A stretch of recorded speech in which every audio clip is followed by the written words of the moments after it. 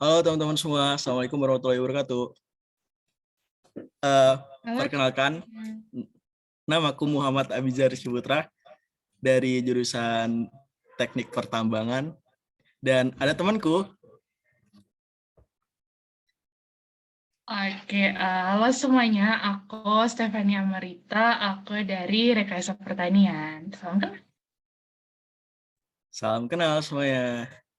Nah, jadi di sini kita mau ngapain? Tentunya ya seperti yang kita ketahui ya, kita mau bukan belajar, kita cerita-cerita aja tentang biologi. Dan Benar. materi yang bakal kita bawa ini, ya Mor ya, ada klasifikasi Iya. tumbuhan, sama tentang jaringan-jaringan yang ada di tumbuhan. Wow, sounds sangat menarik. Wow, sangat tumbuhan. Sangat tumbuhan. Nah, menurut gua nih, Mor, kan kita bakal Hmm, ada kayak pembahasan soal kan. Dan sama benar. sambil menunggu yang lain bakal join juga nih. Alangkah Mm-mm. baiknya kalau kita tuh para peserta di sini dikasih waktu gitu buat kerjain soal sendiri gitu. Misalnya kayak 20 menit gitu. Ntar soalnya aku share di kolom chat. Jadi kalian ngerjain Oh, soal boleh, dulu boleh. ya sambil nunggu teman yang lain.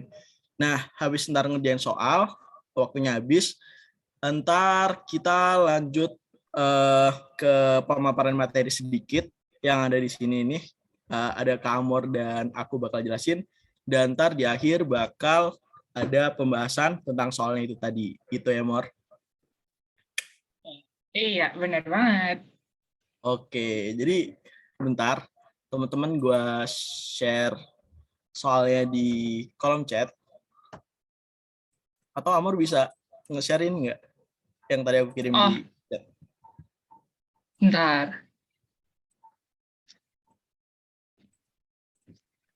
Hmm, enggak.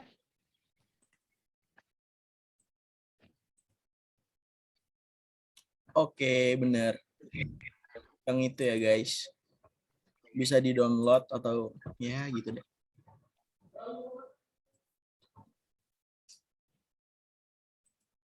Kayaknya aku download juga. Aku Oh ya, buat bisa format juga. PDF terus aku kirim ke grup ya, teman-teman. Nah, ya, biar lebih gampang. Oke, selamat mengerjakan dulu. Mungkin berapa ya? 15 menit kali ya, Mor? Boleh, 15 menit sampai berapa nih berarti? 13.20 ya? Ya, 13.20. Oke. Dadah teman-teman, selamat mengerjakan dulu ya sampai 13.20 sambil menunggu teman-teman yang lainnya. See you. Semangat!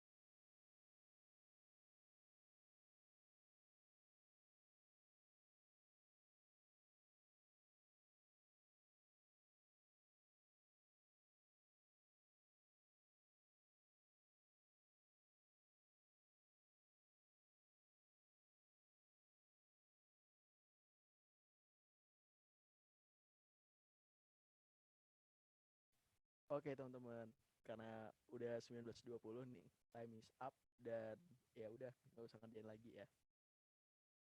Iya Mor ya. Iya, bener banget. Jadi kan udah sekitar 15 menit tadi ya. Bener. Nah kira-kira nih susah nggak nih guys? Itu beberapa soalnya tuh aku ambil dari kayak naskah asli UTBK gitu loh.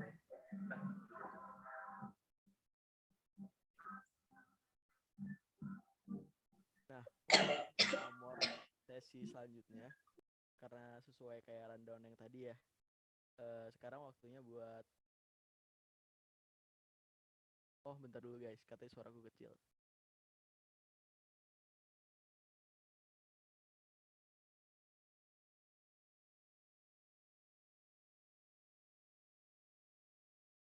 Halo cek, udah denger kan ya? Halo Mor. Oke, lebih jelas. Ya. Oke. Jadi kayak sesuai rundown, karena tadi udah ngerjain juga, udah ditungguin juga 15 menit.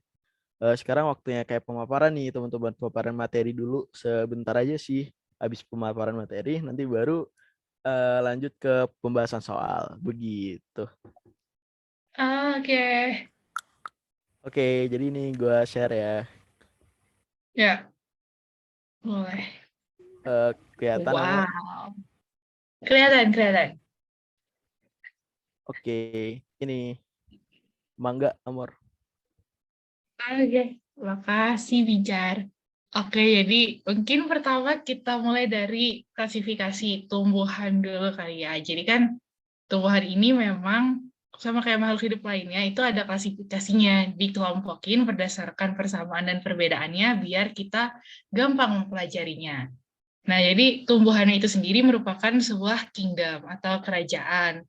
Nah, di sini secara spesifik itu dibagi dalam 3 bagian. Ada lumut atau bryophyta, terus ada paku yang pteridophyta, sama ada tumbuhan berbiji atau spermatofita. Nah, boleh dikebawahin dikit nih, Jar. Oke. Nah, jadi bisa dilihat sendiri, kingdom pantai itu kan organisme dia sudah termasuk eukariotik dan terdiri dari banyak sel atau multiseluler. Ciri utamanya itu dia punya klorofil, punya dinding sel. Nah, kalau warna hijau yang di daun-daun itu dari pigmen hijau ya, namanya klorofil. Nah, itu untuk fotosintesis.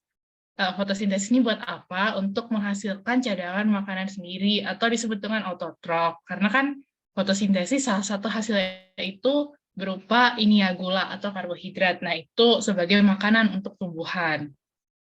Terdapat sekitar 400.000 jenis dalam sebuah kingdom plantae, jadi memang besar banget gitu. Pada sebuah rantai makanan, kingdom plantae ini berperan sebagai produsen. Jadi kalau di rantai makanan dia produsen. Kalau di piramida dia paling bawah. Terus boleh dilanjut Kalau di ke game, bawah. dia kayak bisa Oh, nembak-nembak gitu ya. iya benar banget nih. Kalau ya suka game, dia yang ini ya, si plan-plan yang ini. Ciri-ciri tumbuhan. Nah, jadi ini rangkuman ini ciri-ciri tumbuhan. Dia multiseluler, ya kan? Terus autotrof karena bisa bikin makanan sendiri. Eukariotik punya membran sel, terus tumbuhannya punya dinding sel. Dinding selnya tersusun dari selulosa. Hidupnya bisa di daratan atau di perairan.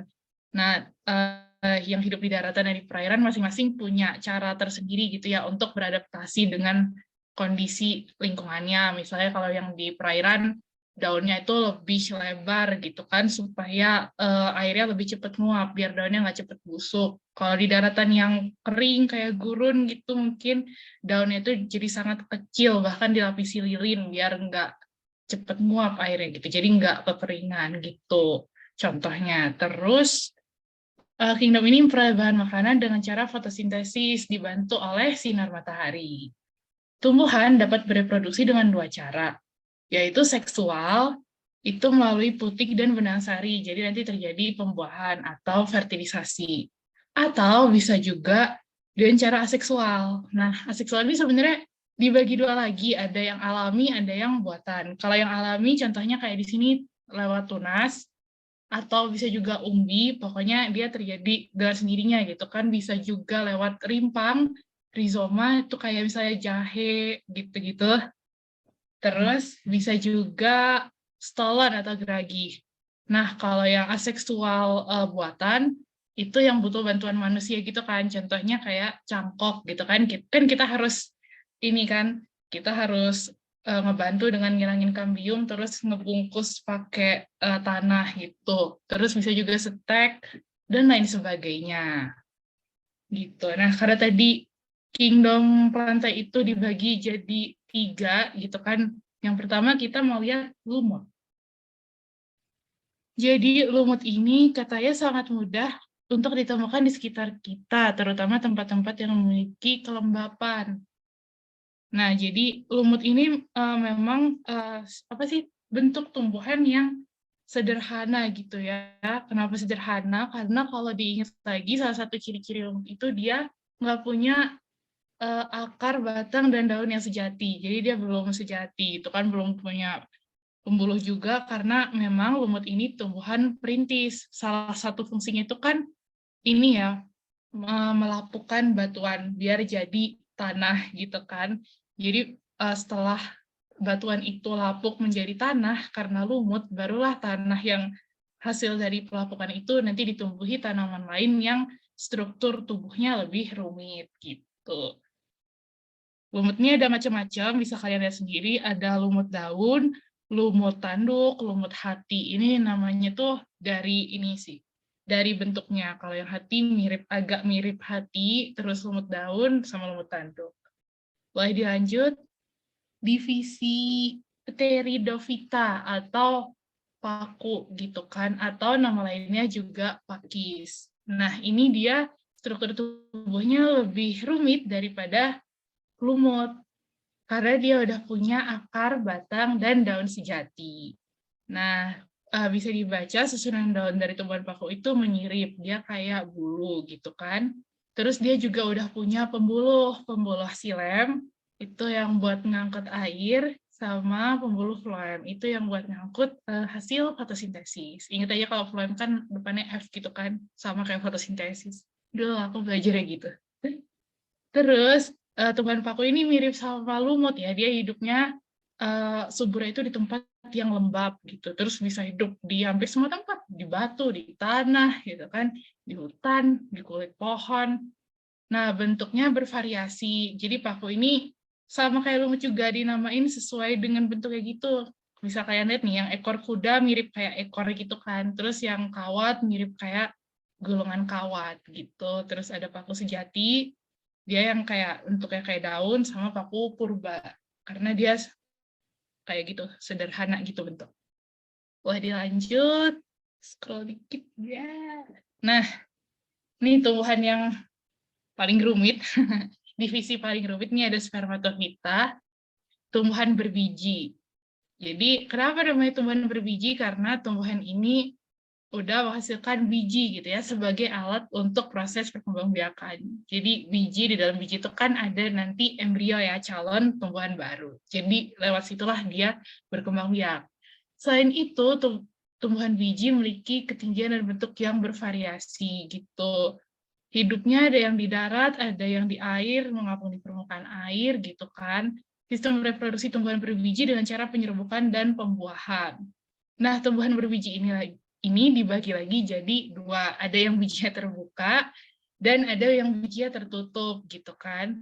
Kalau dilihat yang bijinya terbuka namanya gymnospermae. Jadi sperma di sini nih maksudnya kan ini ya, bakal tumbuhan baru. Kalau gymno itu nggak ada penutupnya gitu. Jadi makanya gymnosperma itu artinya berbiji terbuka. Nah, biji itu terdapat di permukaan daun buah. Tumbuhan berbiji terbuka terdiri dari tumbuhan berkayu, berakar tunggang, mempunyai bentuk dan ukuran yang bervariasi. Punya alat kelaminnya itu ada 2 jenis dalam satu pohon yang sama, namun letaknya terpisah gitu. Kalau kita lihat, jadi ini bisa dilihat ya, contohnya kan ada pakis haji, ginkgo, melinjo, pinus. Jadi memang bijinya itu langsung aja gitu, biji gitu kan, nggak ada penutupnya, nggak ada kulitnya, nggak ada daging buahnya gitu kan. Makanya namanya berbiji terbuka gitu. Beda sama Angiosperma yang berbiji tertutup. Boleh dikebawahin dikit.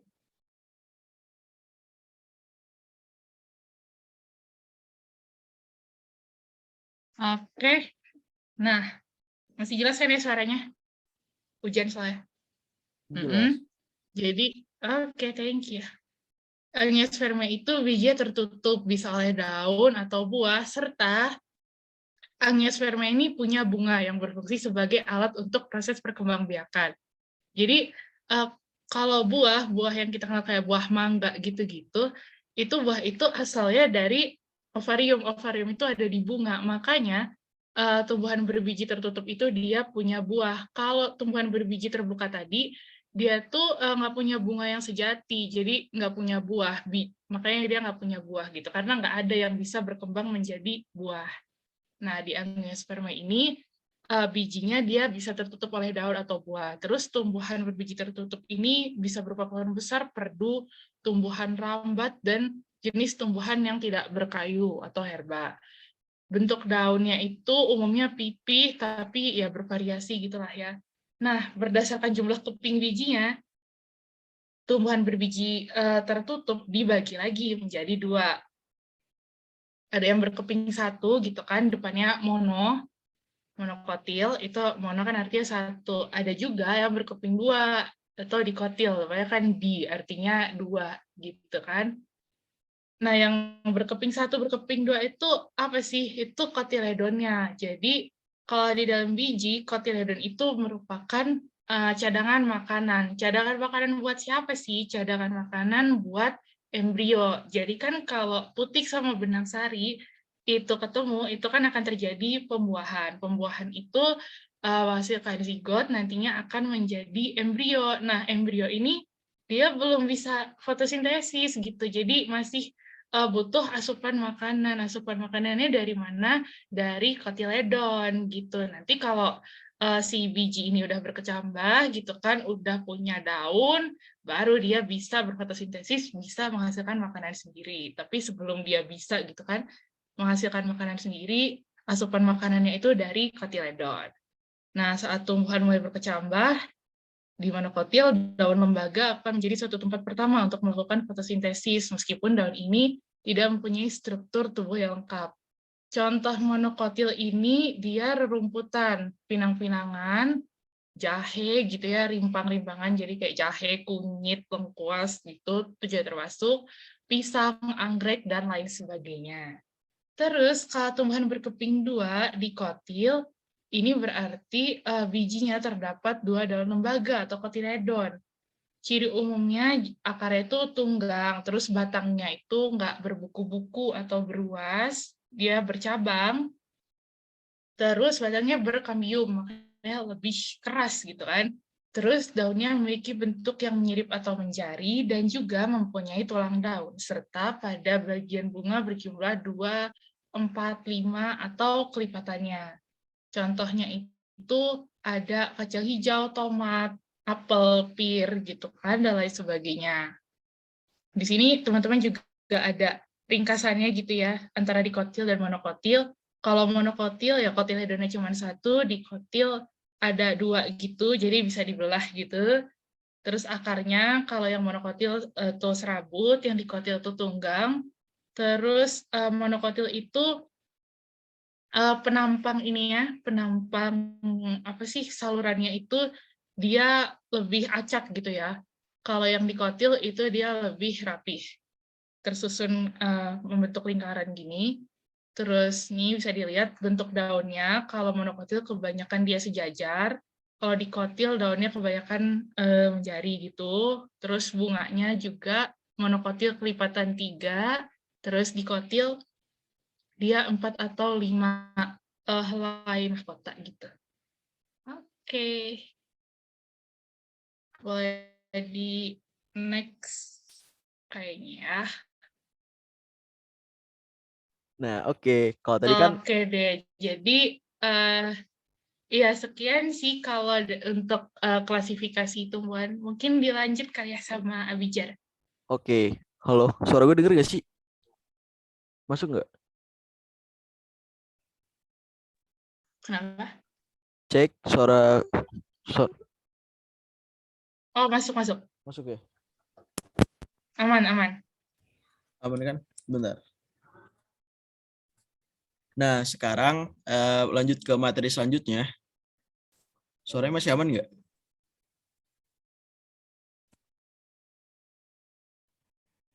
Lanjut ke materi selanjutnya, yaitu jenis-jenis jaringan tumbuhan. Jadi kalau misalnya kalian lihat ini nih, di yang kiri, itu ada kayak gambar ilustrasi gitu loh. Yang dari pertama tuh kayak yang nomor 1, itu atom. Habis itu yang ini deh, ini atom. Habis itu atom gabung sama atom yang lain jadi molekul kan. Lalu molekul jadi kayak senyawa nanti kayak jadi suatu organel di dalam sel. Lalu kemudian sekumpulan organel akan membentuk sel. Nah, sekumpulan sel itu yang memiliki fungsional yang sama akan membentuk jaringan. Jadi sebenarnya kalau secara definisi jaringan itu sendiri adalah suatu sekumpulan sel gitu yang memiliki fungsi kerja fungsional yang sama. Jadi suatu jaringan dapat mempunyai fungsi dan tugas tertentu gitu. Misalnya kayak jaringan epidermis, berarti fungsinya buat melindungi tumbuhan itu sendiri. Nah, jadi kalau misalnya jaringan epidermis, jadi punya sekumpulan sel yang namanya ya sel epidermis itu sendiri gitu. Jadi ini cuman gambar ini maksudnya kayak cuman ngingetin ini sih apa itu jaringan gitu. Ini kayak gambar iseng aja sih, Teletubbies. Oke.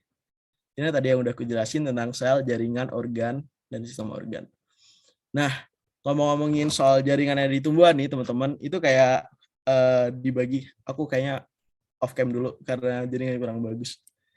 Jadi kayak dibagi jadi beberapa gitu. Maksudnya jadi beberapa golongan. Yang pertama itu ada jaringan meristem atau kayak jaringan muda lah istilahnya. Jaringan yang sering membelah dan aktif membelah, dan jaringan ini tuh berfungsi untuk pertumbuhan ya teman-teman, kayak pertambahan panjang atau volume dari suatu tumbuhan itu sendiri. Lalu yang kedua,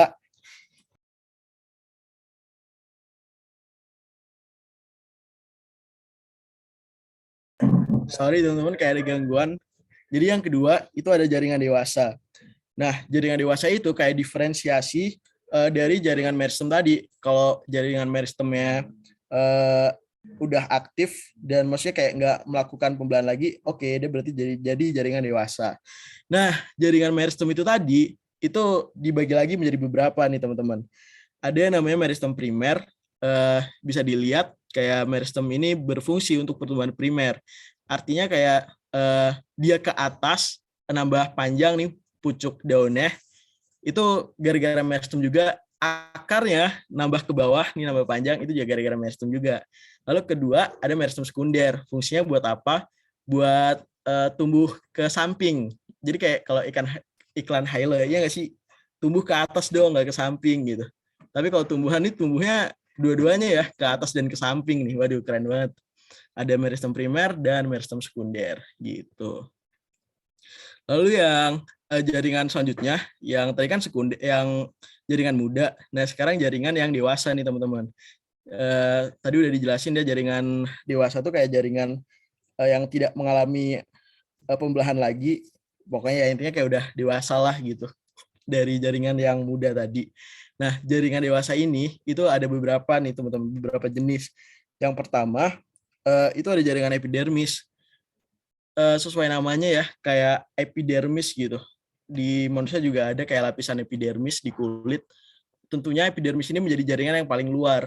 Nah, pasti kayak jaringan terluar, pasti buat melindungi gitu nggak sih biasanya? Kayak common sense saja sih. Nah, ternyata ya emang buat melindungi gitu, melindungi jaringan di bawahnya.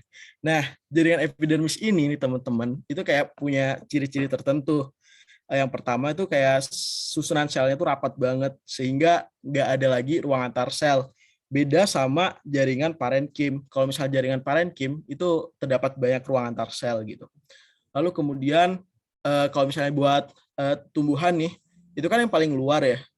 Nah, karena dia yang paling luar, ada diferensiasi lagi kayak modifikasi-modifikasi gitu loh. Jadi intinya jaringan epidermis itu dapat termodifikasi menjadi beberapa item gitu.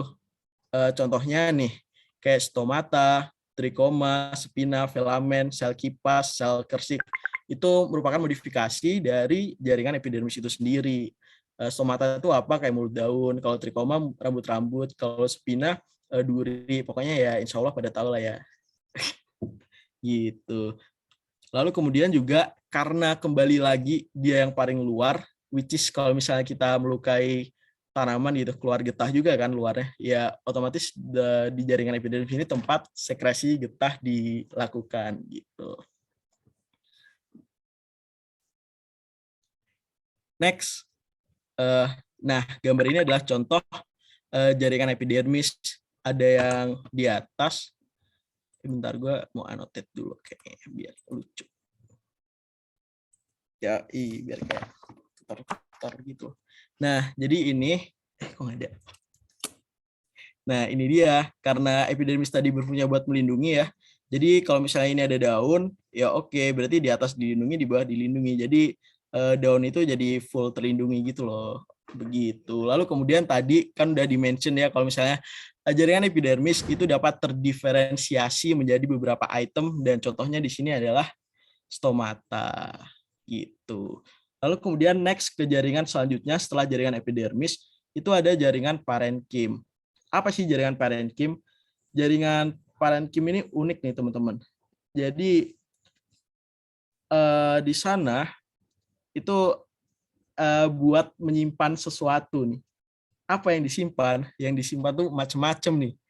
Ada air, ada cadangan makanan, ada juga disebutkan beberapa kayak minyak atsiri gitu-gitu juga disimpan di jaringan parenkim. Ada yang unik ya. Jadi jaringan parenkim itu berbentuknya polihedral. Polihedral itu kayak mana? Ya seperti yang digambar ini. Polihedral kayak mana, Amor? Kayak bentuk gini-gini ya? Iya nggak sih? Iya simpelnya kayak segi banyak gitu. Ya bener banget. Kenapa jaringan parenkim ini bisa menyimpan suatu kayak materi gitu, misalnya kayak cadangan makanan, minyak-minyakan, atau misalnya ada udara juga, dimension nggak di sini? Ya, menyimpan udara. Itu karena ya memang di sini terdapat space gitu, ruang antar sel, jadi kayak oke, di sini bisa buat menyimpan. Ibaratnya kayak kantong Doraemon lah ya. Ya, jaringan parenkim seperti kantong Doraemon yang menyimpan berbagai banyak materi gitu. Lalu kemudian next selanjutnya ke jaringan penyokong. Jaringan penyokong ini berfungsi buat apa? Seperti namanya sebenarnya jaringan penyokong, untuk menyokong tumbuhan biar kayak kuat lah istilahnya. Nah, jaringan penyokong itu dibagi menjadi dua nih teman-teman. Ada jaringan kolenkim sama jaringan sklerenchyme. Bedanya apa? Kalau yang kolenkim ini tersusun dari sel-sel hidup, tapi kalau sklerenchyme itu tersusun dari sel-sel mati. Terus juga oh ya nih, karena dia sel-sel hidup dia kayak lunak gitu loh. Tapi kalau sel-sel mati itu bakal sangat keras gitu. Contohnya tuh sklerenchyme tuh kalau nggak salah waktu itu dimension itu kayak batok kelapa, ya nggak sih, Mor? Iya kan? Iya Jadi benar, soalnya kan dia dari sel mati gitu, jadi lebih keras. iya, oke. Jadi intinya kayak ada kolenkim dan sklerenchyme itu ya teman-teman. Pokoknya dibedainnya kalau kolenkim itu yang masih muda, masih hidup, jadi dia cenderung lebih lunak dan tersusun atas serat. Tapi kalau yang sklerenchyme dia sangat keras dan terbentuk dari sel batu. Jadi emang benar-benar kalau misalnya diketok nih, kalau misalnya contohnya batu kelapa itu ya kayak bunyinya tok tok tok. Ya nggak jelas ya. Ya udah maaf. Nah, jadi ini ada bedanya. Yang kolenkim sama sklerenchyme. Kalau misalnya tadi dimention, kalau yang misalnya kolenkim itu bentuknya serat, itu memang ya dia kayak berserat-serat gitu. Kalau misalnya diiris secara melintang cross sectionnya. Tapi kalau yang kolenkim itu tersusun dari sel batu. Jadi bisa dibedain, bisa dilihat di sini sih. Kalau yang kolenkim ada nukleusnya karena iya benar, kalau yang kolenkim ada nukleusnya bisa dilihat kayak ada titik-titiknya. Tapi kalau yang di sklerenchyme kayak ya udah polosan aja karena memang terdiri dari sel mati. Iya kan, Mor? Iya, benar. Bener banget. Sebenarnya di sini kayak disclaimer aja teman-teman, karena aku kan dari tambang nih, jadi fokusnya itu bukan di biologi gitu, nggak ada biologinya bahkan, mohon maaf. Nah tapi kalau Amor ini kan dari SITHR, which is kayak mempelajari makhluk hidup ya, Mor ya. Iya, Iya, jadi kalau iya benar. Aku dari sesuatu pernyataan yang gue lontarkan nih teman-teman, kayak harus di approve ke Amor dulu, ya Amor. Iya, boleh lah. Boleh. Tadi udah jelas belum sih, ada pertanyaan nggak tentang ini nih, jaringan penyokong, jaringan parenkim? Mungkin kayak gue agak gaje gitu jelasnya atau agak belibet, mungkin teman-teman bisa kayak langsung bertanya aja sih, biar kayak sama-sama kita belajar di sini gitu. Kalau yang mau bertanya bisa langsung ini ya teman-teman, motong aja. Begitu. Oke, next. Lalu kemudian ada jaringan pembuluh. Seperti namanya, jaringan pembuluh, jaringan ini berfungsi sebagai pengangkut suatu material nih. Nah, material apa yang diangkut? Seperti yang dimention sama Kak Amor sebelumnya, yaitu ada silem untuk air dan floem untuk hasil fotosintesis. Begitu. Jadi kalau misalnya di praktikum nih biasanya, Amor praktikum gitu nggak? Kayak misalnya ngepotong batang, habis itu kayak dilihat silem floemnya. Iya sih, ada sih. Ngeliat di bawah mikroskop gitu. Keren sih. Jadi kayak gini ya bentuknya ya, Mor ya. Yang silem tuh di tengah, Iya, terus yang floem di pinggir-pinggirnya gitu kan. iya, Nah, gitu sih teman-teman. Jadi udah intinya kayak ada beberapa jaringan ya teman-teman. Pertama, jaringan tumbuhan dibagi jadi dua subkelompok. Yang pertama adalah jaringan meristem, yaitu jaringan mudah yang dia kayak aktif buat membelah. Nah, terus gue recall sini. Jaringan meristem tadi buat tumbuh ya teman-teman. Tumbuh ke atas, tumbuh ke bawah, dan tumbuh ke samping juga. Lalu kemudian ada jaringan dewasa. Jaringan dewasa itu jaringan ada 4. Yang pertama jaringan epidermis. Jaringan epidermis ini intinya karena dia yang paling luar, intinya pokoknya luar di ada duri atau ada rambut-rambut atau bahkan stomata itu dari epidermis semua. Lalu kemudian ada jaringan parenkim. Jaringan parenkim kata kuncinya tuh kayak ada ruangan di dalamnya sehingga kayak dia bisa menyimpan suatu material, istilahnya kayak kantong Doraemon. Lalu kemudian jaringan penyokong. Nah, jaringan penyokong ini apa kuncinya buat memperkuat kolenkim ini yang lebih keras karena dia terdiri dari sel mati. Kalau kolenkim ini masih agak lunak karena terdiri dari sel hidup dan ada nukleusnya. Dan lalu kemudian ada jaringan pembuluh seperti yang kita ketahui, pembuluh kayak buat pengangkut sesuatu. Yang diangkut adalah kalau silem air, kalau floem itu hasil fotosintesis. Begitu. Thank you. Ada yang mau bertanya teman-teman? iya nih kalau ada yang kurang jelas dari yang klasifikasi juga nggak apa-apa teman-teman. Tanya Iya, aja. dari awal juga nggak apa-apa.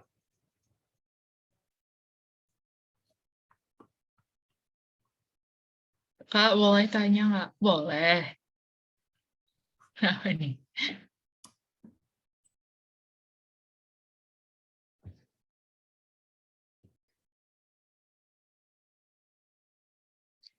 Bedanya perbedaan dalam diferensiasi jaringan epidermis apa aja, Kak?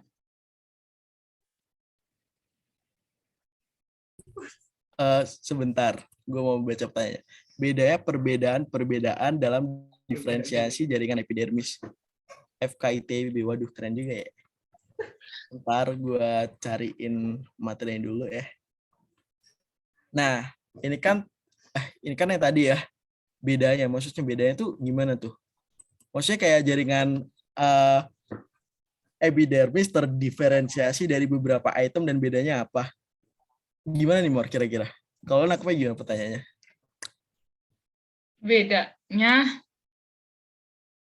Bedanya tiap diferensiasi epidermis gitu sih. Kayak, iya aku nangkepnya gitu. Bener nggak? Mungkin kalau dari aku, apa ya, lebih ke ini sih, letaknya sama fungsinya gitu.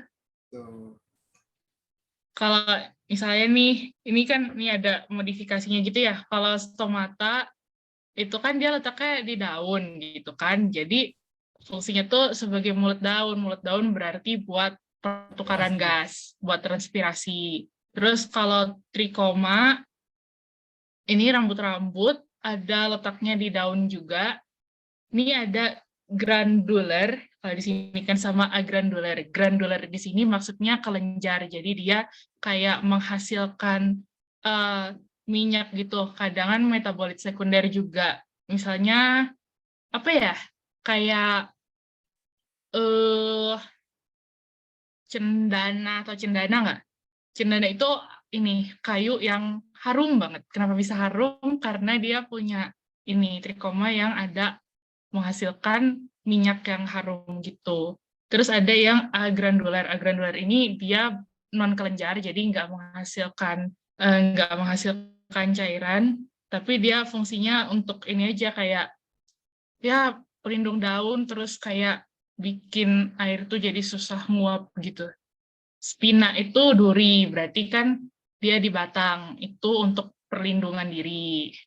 Gitu-gitu sih, filamen itu untuk menyimpan air. Contohnya pada anggrek, karena anggrek itu kan epifit ya, dia numpang. Dia nggak merugikan inang, tapi dia numpang. Jadi dia butuh tempat penyimpanan air tambahan. Terus sel kipas itu tambahan penyimpanan air pada Graminae. Contoh Graminae itu padi gitu. Jadi kayak karena dia kecil-kecil gitu kan batangnya, dia butuh tambahan juga buat nyimpan air, jaringan tambahan. Terus ada sel kersik, itu sel silika, contohnya pada Graminae atau tebu. Jadi silika tuh biar tebunya bisa, apa sih, tebu tuh kan batangnya berair kan, biar airnya tuh nggak cepet habis gitu, dilindungi sama sel persik gitu sih. Bedanya lebih ke fungsi sama letaknya gitu. Kira-kira lumayan menjawab nggak? Atau dari Abijah ada tambahan nggak?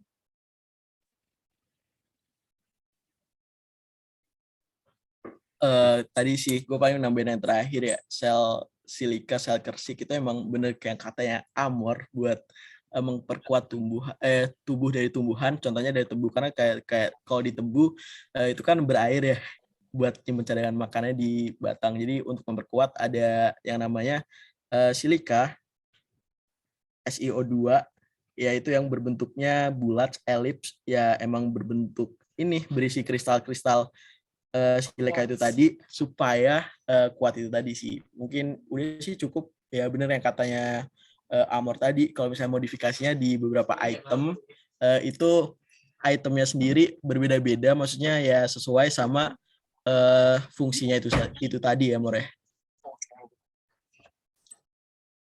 Ya, gimana tuh kira-kira? Eh, FK, FKITB. FKITB. Hai Vika. Oke, sama-sama FKITB. Sumpah. Kalau Gue dari yang disclaimer, lain, Amor. gimana? Bener-bener kayak kita di sini belajar bareng-bareng ya teman-teman. Maksudnya Oh iya, iya benar banget. Karena kan uh, kita sebenarnya masih pelajar juga ya, Bijar ya. iya, masih sama-sama belajar ya. Oh, Elsa Sito harus Kak, nanti materinya dibagikan Kak. Tentunya dong, pasti kayak dibagi, ntar ku share linknya teman-teman. Gitu. Paling ditunggu ya sampai mana nih Mor? 13.55. Siapa tahu ada yang ingin bertanya. Kalau nggak ada, kita lanjut ke pembahasan soal. Oh, iya, benar banget. Gak apa teman-teman, kalau ada yang bingung-bingung atau kayak penasaran aja gitu, siapa tahu bisa dibantu gitu kan. Hashtag kepo aja. Siapa tahu ada yang kepo-kepo gitu Iya. kan.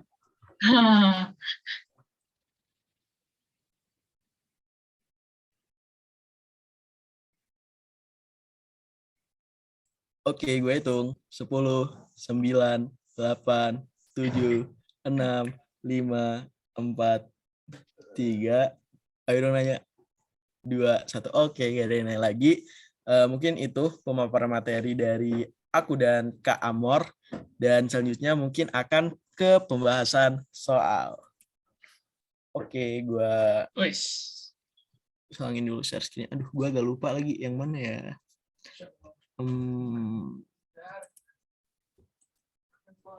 Bener gak sih ini?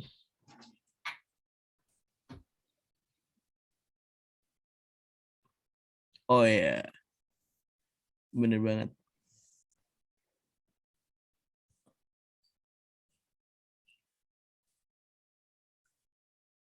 Kelihatan kan ya, Mor? Kelihatan. Oke. Soal nomor 1 nih, barusan aja dibahas ya, Mor ya. Oh iya, benar banget. Kebetulan agak mirip sama pertanyaan tadi, gitu ya. Iya. Silakan, Amor. Oke. Jadi, dia nanya kan, struktur berikut ini dari perkembangan sel epidermis, jadi yang mana aja yang berasal dari perkembangan sel epidermis. Kalau kita lihat nomor 1 ada rambut daun, terus nomor 2 ada bulu akar, nomor 3 ada mulut daun, nomor 4 ada cabang akar gitu kan. Jadi ternyata ini semua itu bagian dari sel epidermis gitu ya, atau jaringan epidermis. Kalau rambut daun itu mirip-mirip trikoma gitu kan, jadi dia salah satu fungsi untuk mencegah hilangnya air berlebih gitu, atau untuk sekresi ini metabolit sekunder. Terus ada bulu akar, itu berasal dari perkembangan epidermis tapi yang ada di akar gitu. Fungsinya untuk mengoptimalkan penyerapan air sama unsur hara. Jadi ya bayangin aja teman-teman, kan misalkan ada akar gitu. Kalau akar dia cuman akar doang kan, ya dia cuma bisa nyerap air sama unsur hara segitu doang. Tapi kalau ditambahin sama bulu-bulu gitu kan di sekeliling akarnya, jadinya kayak dia punya tangan tambahan gitu buat ngambil air sama unsur hara gitu, karena ada bulu-bulu itu gitu. Terus kalau mulut daun, ini nama lainnya stomata gitu kan. Kalau di kita mulut tuh buat makan, tapi kalau di daun itu fungsinya buat pertukaran gas.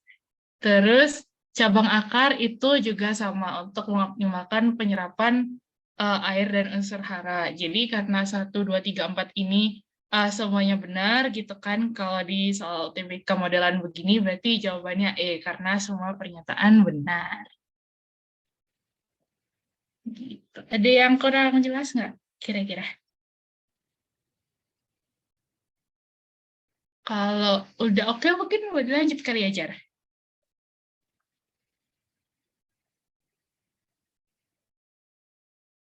Oke, boleh dilanjut. Oke, lanjut, Kak.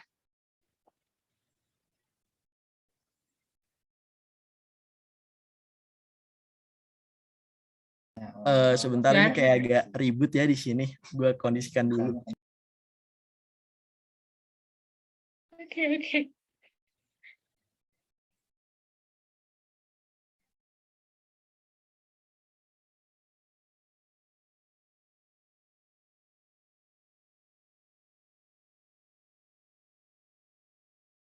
Nah, soal nomor 2, di dalam vakuola sel tumbuhan terdapat apa nih? Gue juga bingung. Pertama, perlu diketahui bahwa vakuola tuh kayak bentukan apa ya? Suatu rongga gitu di dalam sel tumbuhan. Jadi ya seperti yang konsep berongga tadi ya, More, kayak kantong Doraemon. Pasti tuh kayak Bener nyimpen banget. sesuatu nih.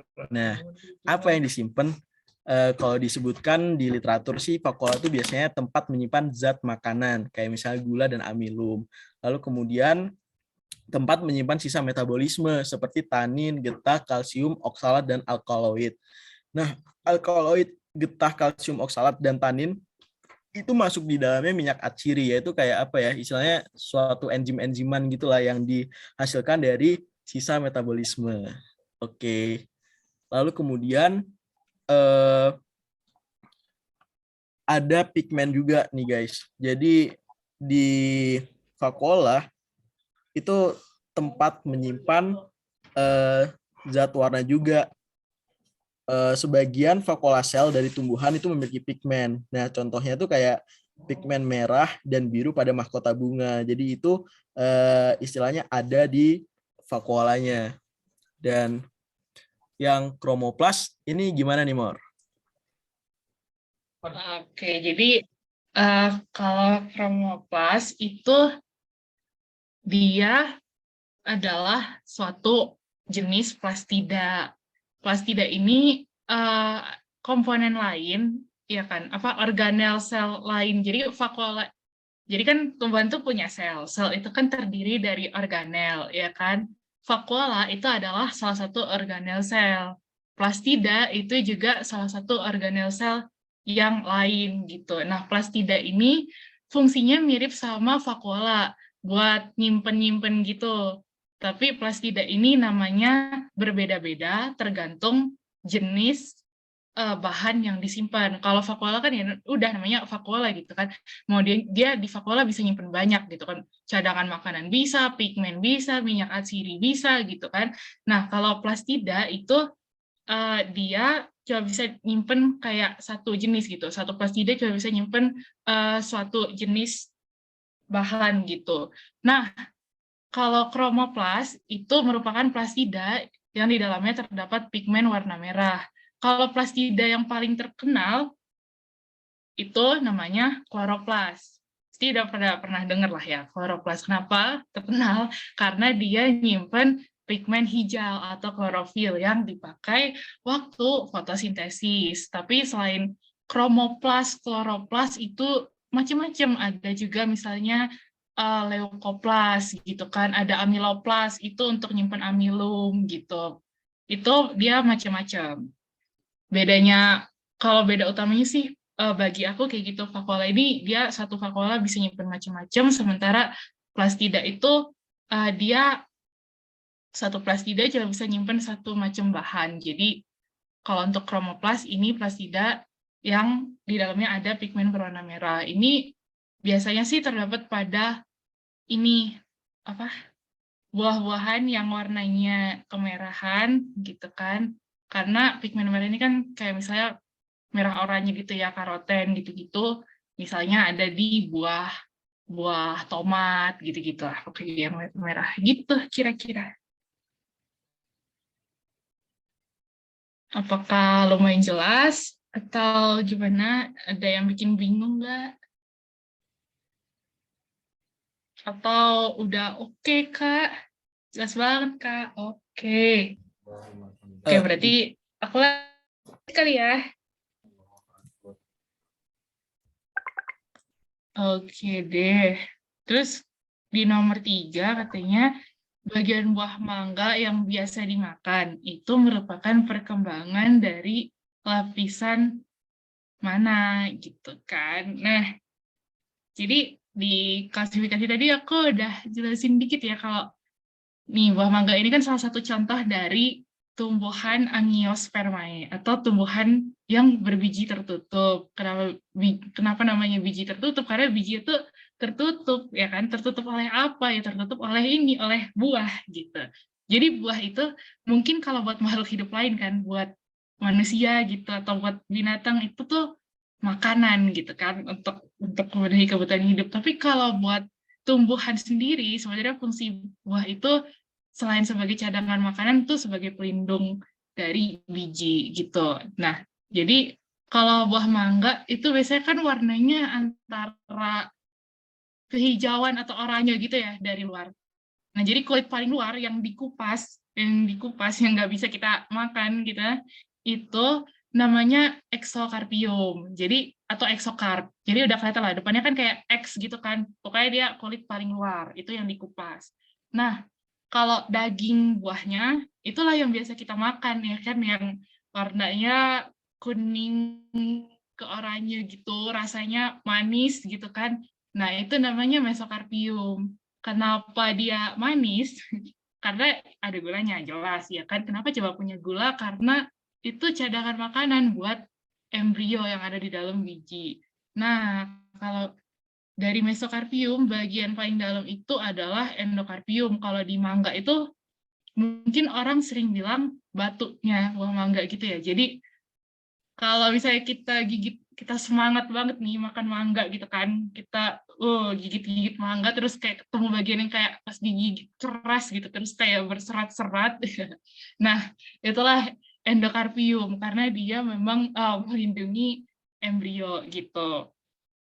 Nah, terus epikarpium itu dia kulit luar dari biji tapi yang kayak yang keras dan tidak tembus air. Misalnya kayak kelapa gitu. Jadi yang nggak tembus air. Kalau kelapa kan di dalamnya ada air gitu kan. Kenapa coba dia air kelapa itu nggak bocor keluar gitu? Karena dia punya lapisan kulit epikarpium gitu. Jadi ini memang dia kedap air atau impermeable gitu. Hanya terdapat di buah-buah tertentu. Tapi umumnya buah-buah itu terdiri dari 3, eksokarpium, mesokarpium, endokarpium. Seperti itu. Gimana teman-teman? Apakah udah lumayan penjelasannya atau ada yang bikin bingung nggak?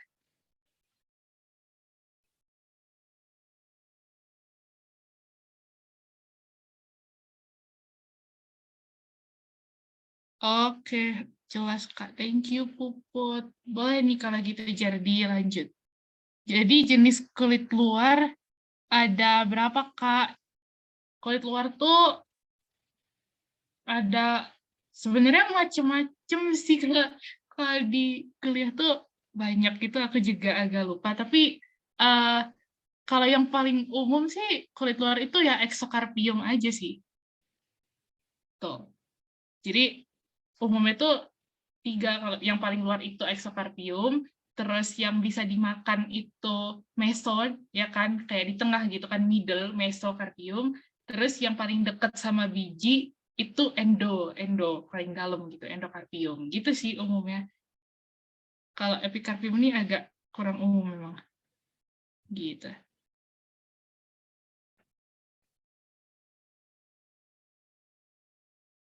Oke, makasih juga Elsa. Boleh nih, Jar. Oke, selanjutnya, aduh bentar. Nomor 4 ya, kultur jaringan merupakan cara untuk menghasilkan individu baru dengan memanfaatkan sifat tumbuhan yang disebut, pasti jawabannya yang D, yaitu totipotensi. Seperti yang kita ketahui bersama ya, totipotensi itu sebuah kemampuan suatu sel untuk memperbanyak menjadi regenerasi yang menjadi tanaman lengkap kembali gitu. Pada tumbuhan misalnya kalau yang tadi kita uh, udah bahas tentang meristem dan lain-lain. Nah, di sel meristem itu juga mempunyai sifat totipotensi karena kan kayak sifatnya dari sel meristem itu sendiri kayak gampang beregenerasi gitu kan ya, Mor?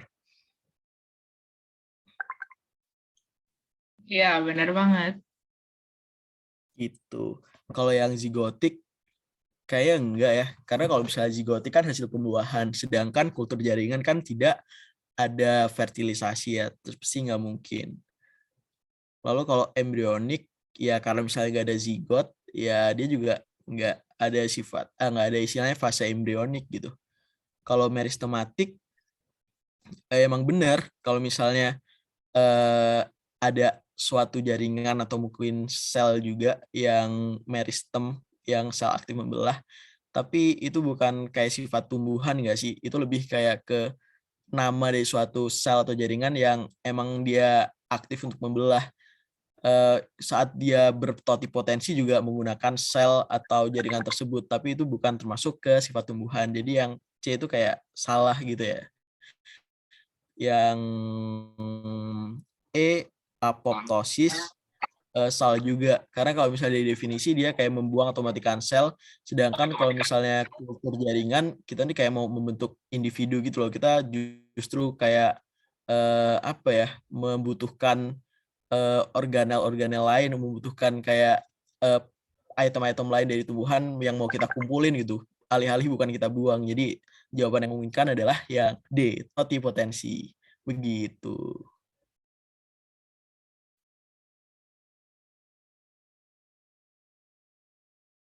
Jelas nggak sih nomor 4 atau aneh? Jelas kan ya, guys?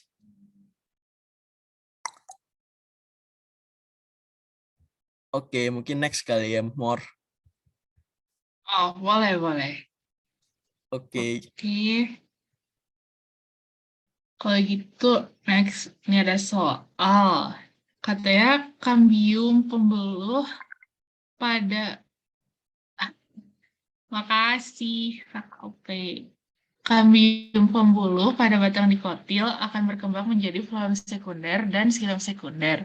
Arah pertumbuhan yang benar adalah... Nah, mungkin sebelum ngebahas, ingat-ingat lagi ciri-ciri ini ya, tumbuhan monokotil sama dikotil gitu kan. Nah, salah satu ciri-ciri dikotil itu kan dia penampang batangnya itu kalau diamati di bawah mikroskop sel-selnya itu tersusunnya rapih gitu ya. Ya kan, terus ciri-ciri lainnya adalah dia punya kambium. Nah, karena dia punya kambium inilah dia jadi punya xilem sama floem sekunder gitu kan. Kalau kita lihat strukturnya, jadi uh, yang di luar gitu kan, itu floem. Coba kelihatan nggak ya? Kelihatan kali ya nih, yang di luar itu floem gitu kan. Terus yang di dalam itu xilem dipisahin sama ini pita pita Kaspari gitu ya.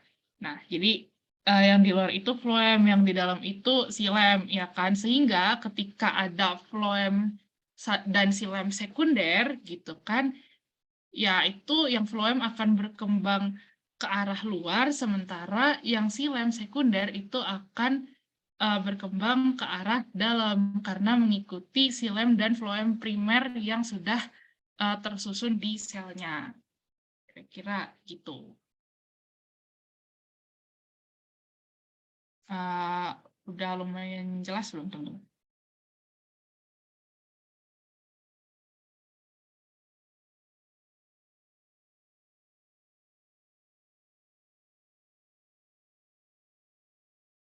Atau malah bingung? Oke. Oke, udah jelas ya. Jadi ini memang ada kadang-kadang kita harus nginget bentuk-bentuk penampang gitu sih kalau di tumbuhan. Oke deh, thank you Puput atas konfirmasinya. Berarti mungkin boleh dilanjut dulu nih, bicara.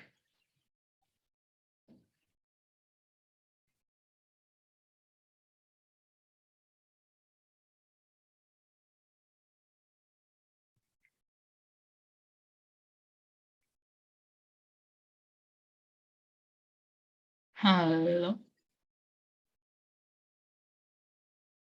Wait.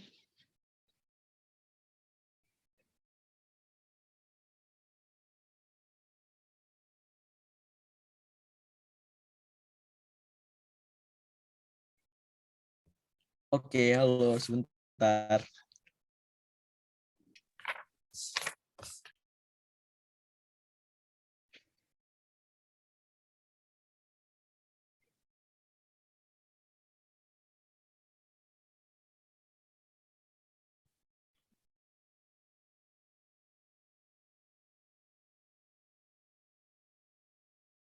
Mungkin ini ya, dilanjut dulu ke nomor yang 9.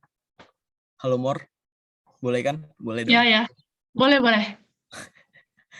Soalnya tuh pada saat batang masih muda, sel-sel parenkim, korteks batang memiliki vakuola yang besar dan berguna sebagai ya pokoknya waktu dia masih muda nih, vakuola yang besar itu gunanya buat apa gitu. Kan tadi udah di-mention lagi ya. Kalau misalnya vakuola itu tempat untuk menyimpan sesuatu layaknya kantong Doraemon, dan karena dia bisa simpan gitu, karena kayak dia berongga-rongga juga kan vakuola. Ini soal SBMPTN 2019 ya guys, UTBK yang pertama. Itu jawab apa yang A itu tempat cadangan amilum, B alat pertukaran gas, C struktur yang terlibat dalam pemanjang batang, D tempat sintetis amilum, E tempat pembentukan sel baru, atau yang F kantong Doraemon. Nah, jawabannya itu yang A ya teman-teman.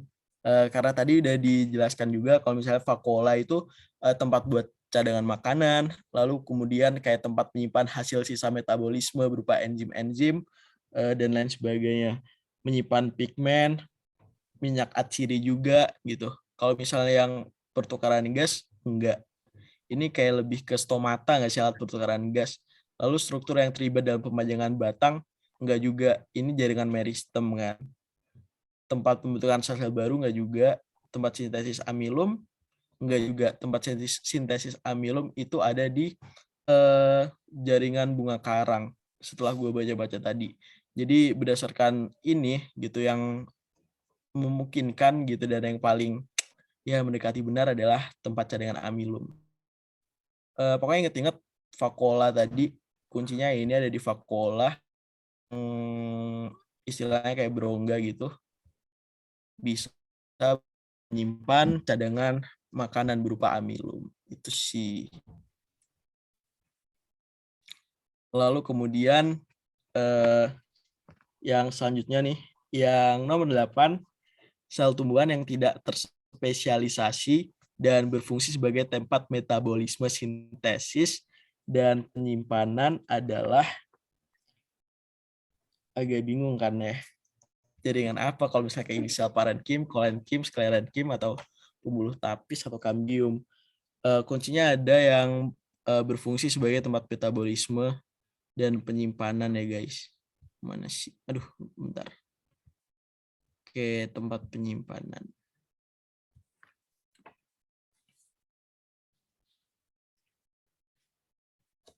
Jawabannya adalah yang A, yaitu sel parenkim. Seperti yang ada yang bingung nggak sih, kan kayak tadi kan bilangnya kan parenkim kan jaringan. Kenapa sekalian jadi sel? Jadi kayak yang pertama tadi di jaringan itu juga ada selnya. Jadi kalau misalnya disebut sel parenkim ya sel-sel yang ada di jaringan parenkim. Tadi kan juga udah di-mention ya kalau misalnya yang epidermis kan karena buat melindungi itu kayak rapat gitu sel antar selnya. Tapi kalau beda sama parenkim, kalau misalnya parenkim itu kayak lebih istilahnya kayak longgar gitu, ada ruang di antar sel sehingga dia bisa buat penyimpanan kayak bahkan yang tadi dimention vakuola itu juga banyak di jaringan parenkim itu sendiri. Jadi kalau kata kuncinya yang hampir mirip kayak tempat metabolisme, sintesis, penyimpanan nih, yang tempat penyimpanan itu ya oke, berarti ada di parenkim. Kalau misalnya kolenkim, sklerenkim, itu kan tadi yang jaringan penyokong ya, buat memperkuat tumbuhan. Kalau misalnya kambium itu yang ada di tengah-tengah batang, kayaknya enggak sih, kayak lebih ke tempat penyimpanan. Ya udah, oke, parenkim berarti. Gitu. Tapi jelas nggak? Atau aneh? Atau ada yang mau menyangkal? Kita kayak diskusi bareng aja sih.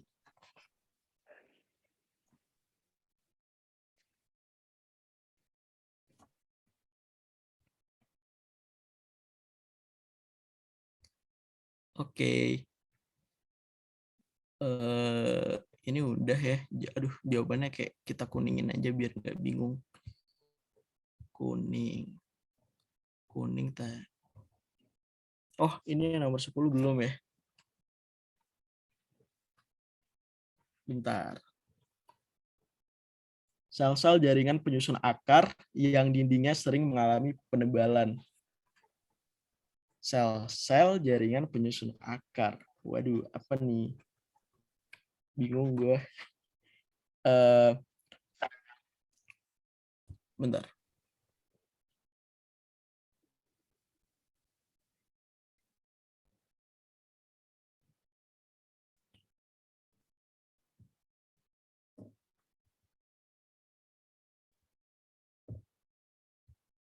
Setelah dibaca-baca nih teman-teman,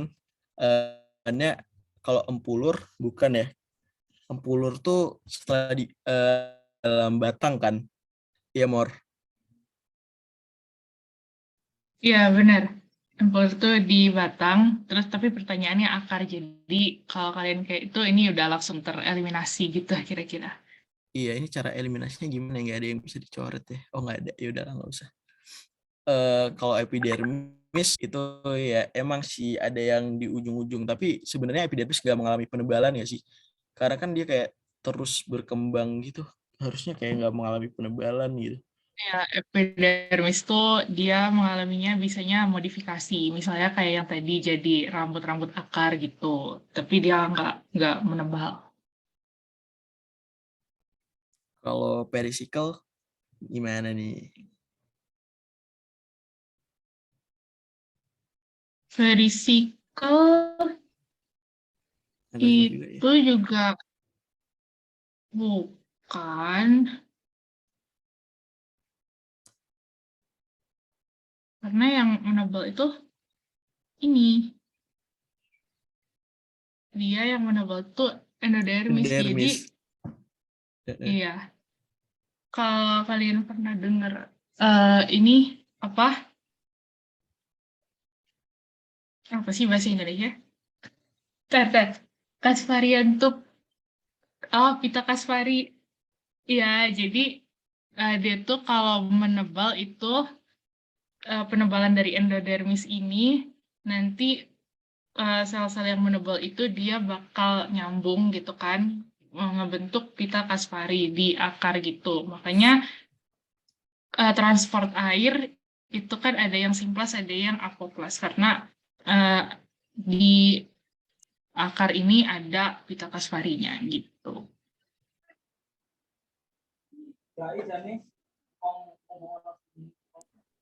Kayaknya solve ya. Ada yang mau bertanya nggak tentang soal yang nomor 10? Yang gue juga rada-rada lupa ini.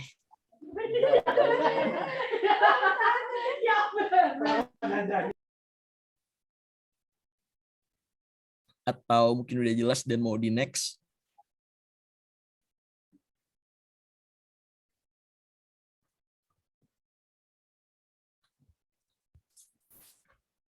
Oke. Nomor 10. Oke, endodermis ya teman-teman. Yang belum, ini sih Mor, nomor 6. Mangga, Amor. Oh ya, oke oke. Jadi uh, Kingdom pantai itu katanya di sini terdiri dari tumbuhan Tracheophyta sama Atracheophyta.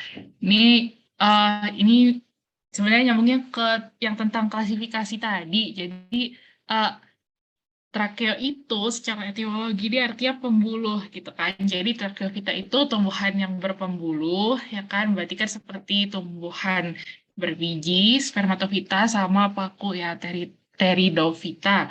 Nah, kalau Atracheophyta ini karena ada tambahan A depannya itu berarti kan artinya tidak ya. Jadi tidak punya Tracheophyta, tidak punya pembuluh, tumbuhan tidak berpembuluh seperti lumut atau bryophyta. Nah, tumbuhan Tracheophyta berikut ini yang tidak memiliki bunga sejati. Dia tadi kayak gitu.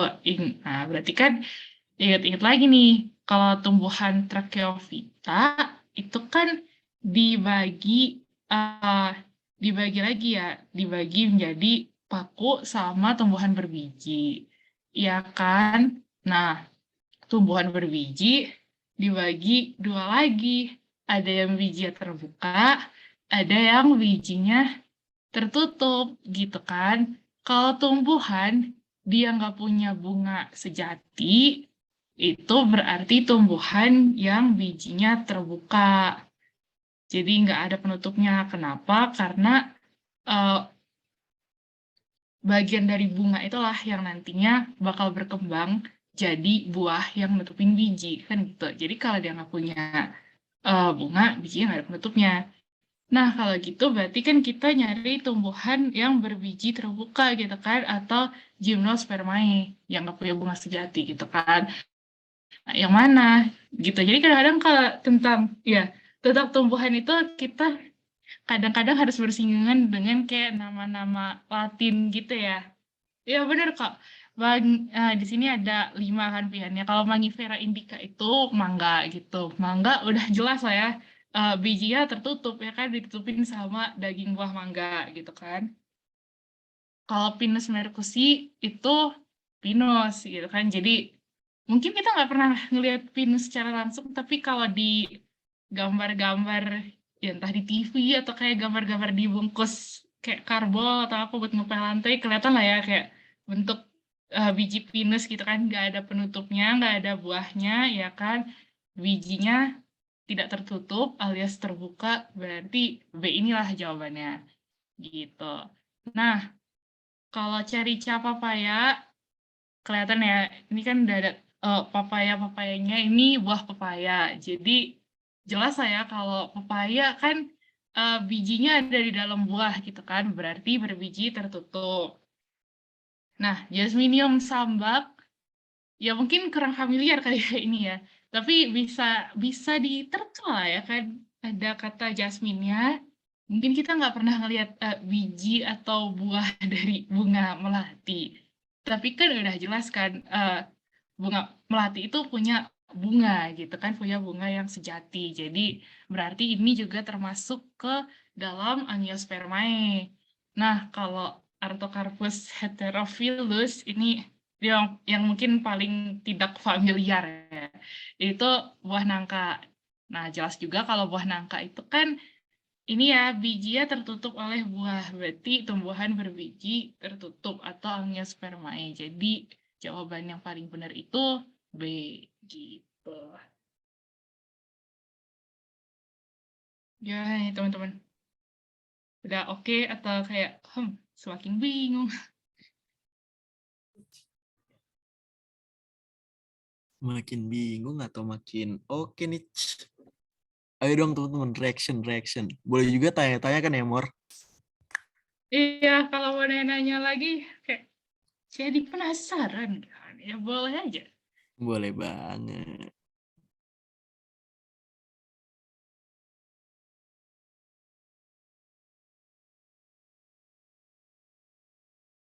Kak, buat tahu nama latinnya harus dihafal ya atau pakai jurus kira-kira? Ya, jujur aku sih agak sering ngira-ngira sih. Eh, Ntar ya, aku jawab yang atas dulu ya. Jadi sebenarnya sih paling paling afdol itu dihafal kalau nama Latin itu kan. Cuman nama itu kalau kita sering latihan soal sih pasti ada beberapa yang sering keluar itu lumayan nyantol sih menurut aku. Jadi nggak apa-apa. Semangat aja latihannya. Nanti nama-namanya kalau yang udah umum pasti nyantol sendiri di kepala kalian. Kalau enggak, ya bisa dikira-kira kayak misalnya cari cap papaya gitu kan, ada papaya, oh papaya gitu kan. Jasmine yung sambak gitu, ada jasminnya. Dan berarti jasmine, bunga melati gitu. Sebagian besar sih bisa dikira-kira gitu kan. Pinus mercusi ada kata pinusnya gitu kan. Oh ya berarti pinus gitu kan. Jadi gitu. Mudah-mudahan sih sebagian besar soalnya bisa dikira-kira. Terus kalau kalian rajin latihan sih, nama-nama yang sering muncul tuh bakal lumayan nyantol gitu. Semangat terus, guys.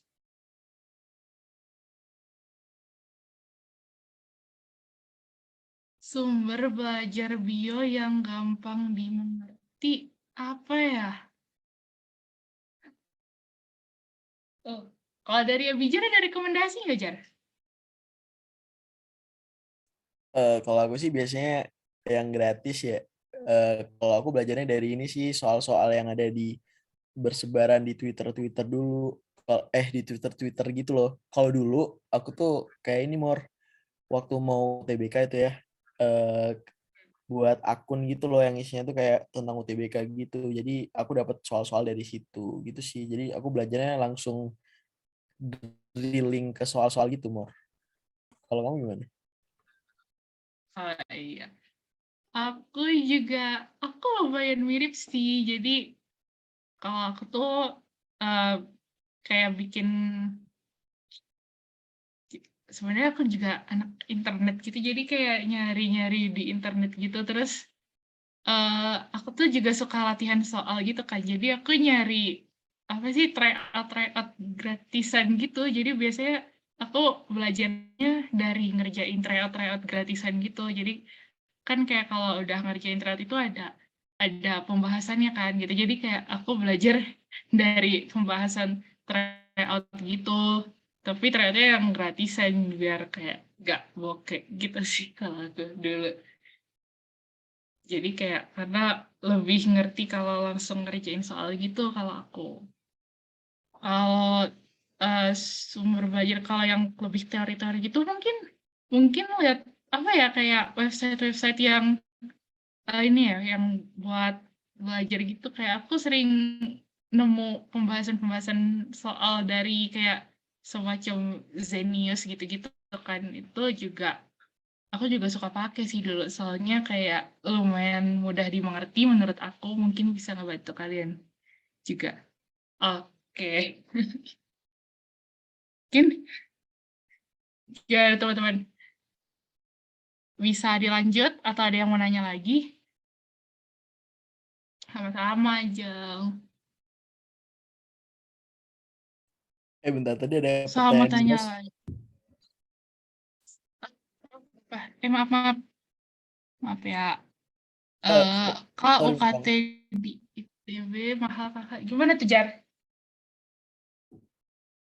Eh, Sebenarnya nggak tahu sih ya mahal atau enggak, tapi yang jelas kan ada ini ya Mor ya, penggolongan UKT gitu loh, maksudnya disesuaikan sama kemampuan ekonomi. Jadi ada golongan 1, 2, 3 dan sekian gitu. Jadi ya insya Allah kayak disesuaikan gitu loh sama keadaan ekonomi.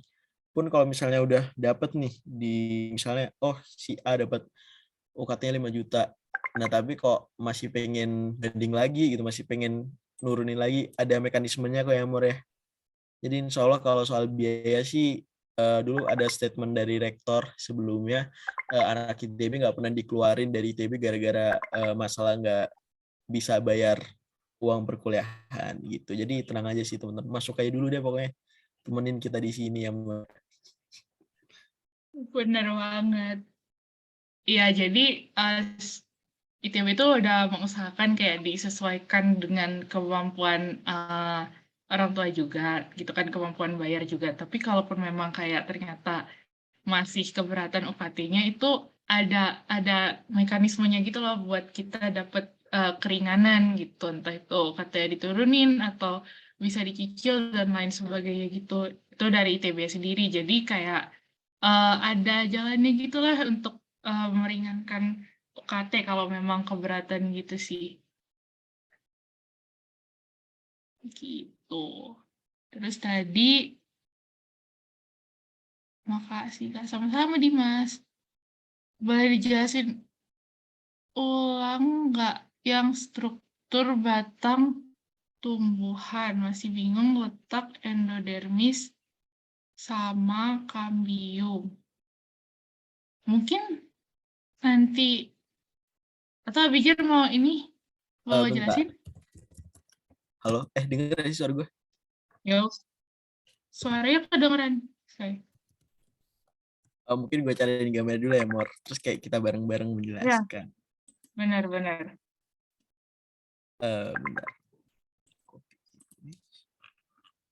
Kalau di mana ya batang? Oh ini. Bentar guys.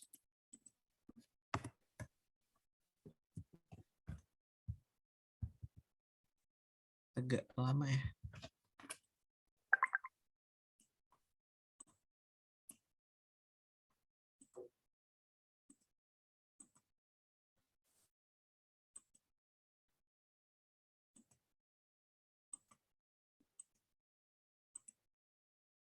Nah, ini dia Mor. Tadi yang pertanyaannya apa sih? Yang bingung endodermis sama apa? Sama kambium. Oh gitu. Gimana nih Mor? Boleh deh. Ntar. Jadi susunannya sih, jadi dia kayak beda letak gitu sih.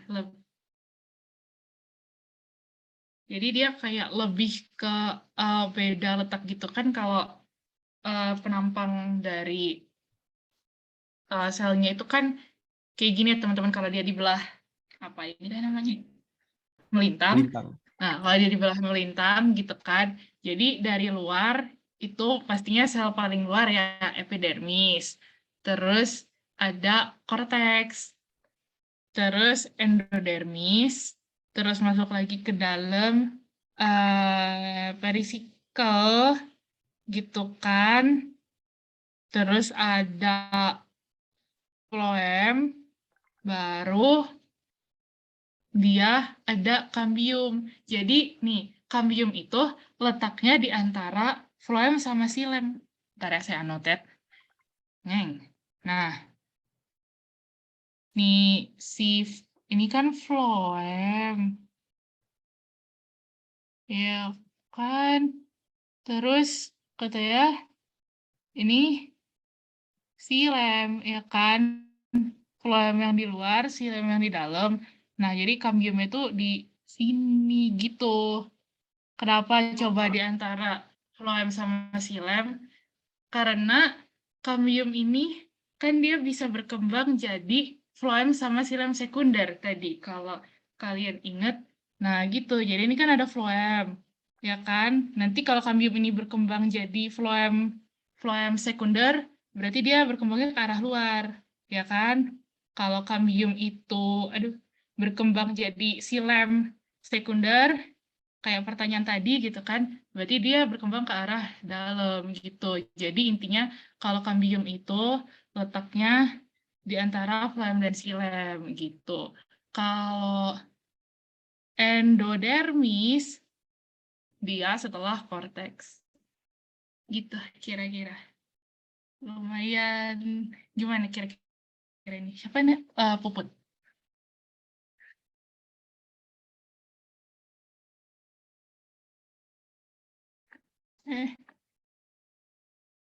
Kemana? Oh, paham Kak. Makasih sama-sama Puput. Wow, kamu amazing.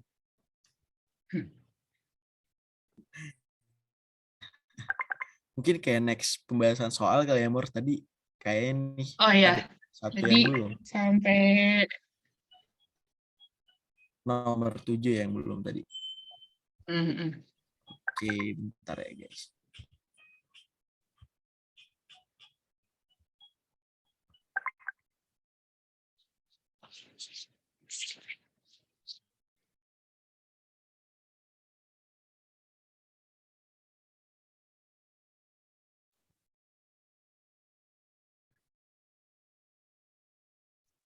Bentar guys. Gue agak bingung ya. Tadi yang mana ya, Mor? Yang Kayak banyak tab gitu loh gue. Jadi bingung. nggak apa-apa. Oh, yang ini. Yang ada Ini dia. coret-coretnya. Kelihatan Nah, kan? oke, kelihatan. Oke. Oke, jadi kalau di soalnya nomor 7 ya. Tadi kan kalau tadi itu soalnya ciri-ciri padi yang tidak dimiliki oleh ketela gitu kan. Ini soalnya lumayan menarik sih menurut aku. Karena dia sebenarnya tuh cuman nanyain ciri-ciri tumbuhan monokotil yang tidak dimiliki oleh tumbuhan dikotil gitu ya. Jelas satu tumbuhan monokotil sama dikotil itu kan beda. Pasti ciri-cirinya beda gitu kan. Nah, tapi dia pakai padi sama ketela gitu untuk menyamarkan monokotil sama dikotilnya gitu. Jadi ini sih lebih soal apa ya biar kita ini lah nyari tahu gitu kan contoh tanaman monokotil apa sih, contoh tanaman dikotil apa sih gitu. Jadi uh, monokotil itu kan dia ini ya uh, bijinya berkeping satu gitu kan, kotiledonnya berkeping satu gitu ya. Kalau kita ingat-ingat padi ya kan, padi kan punya biji ya, beras ini kalau kita ambil sebutir dia nggak bisa dibelah kan, ya kan, butiran beras itu. Nah dari situ langsung ketahuan lah ya kalau padi ini dia termasuk ke monokotil gitu kan, karena kan itu kan ciri-ciri utama monokotil. Nah kalau ketela gitu kan, nih ubi batang gitu misalnya kan, ketela itu ini ciri utamanya tuh sebenarnya kita nggak, aku sih nggak pernah sih lihat apa biji ketela. Tapi kan kalau ketela, eh, kalau kita lihat tumbuhannya ini kan batangnya berkayu ya. Dia kan berkayu keras, berarti dia punya kambium ya, kayak batang yang berkayu itu adalah salah satu ciri dari tumbuhan dikotil. Jadi ketela itu merupakan tumbuhan dikotil. Kalau kita udah tahu nih, padi itu merupakan tumbuhan monokotil, ketela itu merupakan tumbuhan dikotil. Ya kita tinggal lihat aja gitu kan ciri-cirinya. Di soal ini ada yang pertama, ujung bakal akar dilindungi oleh koleoriza gitu kan. Nah, oke, jadi di benih atau biji tumbuhan monokotil itu salah satu yang membedakan dengan biji tumbuhan dikotil itu adalah bakal akar sama bakal daunnya itu punya pelindung. Bakal akar nih atau nama lainnya radikula itu pelindungnya berupa koleoriza. Kalau bakal daun atau nama lainnya plumula itu di benih atau di biji itu juga punya pelindung namanya koleoptil gitu. Nah, habis itu yang kedua nih, akar mempunyai kalitrogen. Apa itu kalitrogen? Kalitrogen mungkin kadang ada yang nyebut kalitra gitu kan, mirip lah. Nah, ini nih dia merupakan tudung akar. Jadi akarnya itu punya kayak lapisan yang ujung yang lebih tebal gitu, jadi kayak tudung gitu kan. Nah, kalitrogen ini merupakan sisa-sisa dari koleoriza gitu. Nah, jadi ini juga termasuk ciri monokotil. Kenapa? Karena kan koleoriza itu dipunyai oleh benih monokotil, ya kan? Sisa-sisa koleoriza itu kalitrogen. Berarti akar yang punya kalitrogen itu juga merupakan ciri monokotil gitu. Jadi nomor 1 sama 2 ini lebih ke berhubungan dengan ciri benihnya, ciri bijinya gitu. Nah, terus ini yang ketiga ada tulang daun sejajar gitu kan. Tadi udah ada ya tadi materi klasifikasi itu merupakan salah satu ciri dari tumbuhan monokotil. Terus bagian bunga berjumlah 3 bagian bunga di sini maksudnya ininya ya. Apa sih? Nah, kotanya jumlah 3 atau kelipatan itu juga merupakan ciri-ciri tumbuhan monokotil. Jadi ini berarti ciri-ciri monokotil yang tidak dimiliki oleh ketela adalah semuanya 1, 2, 3, 4 benar. Itu apa ya? Maaf ya, lupa. Apa? Yang Oh oke, berarti. Oke. Bisa ngebahasnya doang, teman-teman. Lupa cara ngerjainnya. Udah lama kok TBK ya. Oh. Aduh.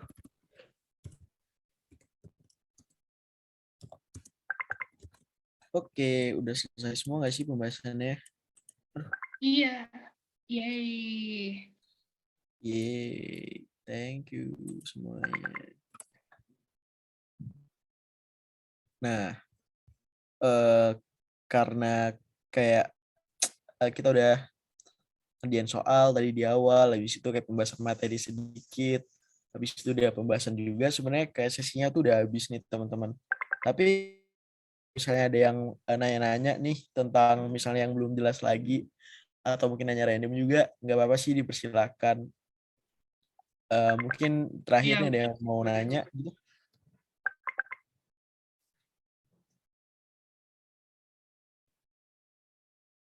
Boleh nih. Atau kalau penasaran sama SITH, promosi. Oke, boleh banget masuk SITH. Kalau yang ini ya, yang suka biologi ya, Mon ya. Oh iya, bener banget. Ya, suka biologi. Kalau di tambang, mohon maaf, nggak ada. Lihatnya batu-batu. Kalau yang suka batu, nanya ke Abijar.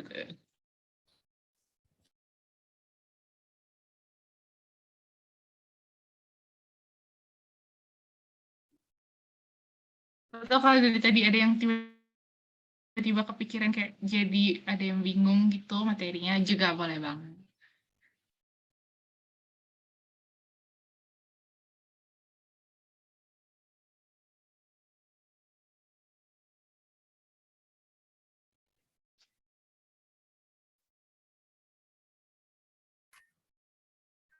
Sampai 45 deh ditungguin. Kalau misalnya nggak ada, oke, kita akhiri ya, Mor ya.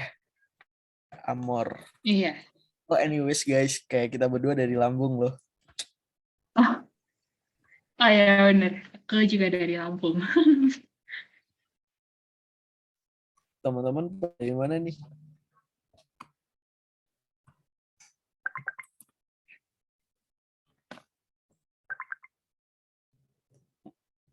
Dari Bogor, dari Sumatera Utara. Halo Elsa. Aku lahir di Medan loh, tapi numpang lahir dong. Tapi saya tinggal di Lampung. Ajeng dari Bogor, Elsa dari Sumatera Utara. Oke deh, karena udah 14.45 ya. Iya. Mungkin aku stop share. Nanti kayak segala materinya yang udah kita coret-coret tadi bakal insya Allah di-share. Dan terima kasih buat teman-teman semua yang nyimak dari awal sampai akhir. Semoga usahanya untuk belajar UTBK ini mendapatkan apa yang diinginkan ya, masuk PTN yang difavoritkan dengan jurusan yang diinginkan. Ya, More. Amin. Itu aja dari kami.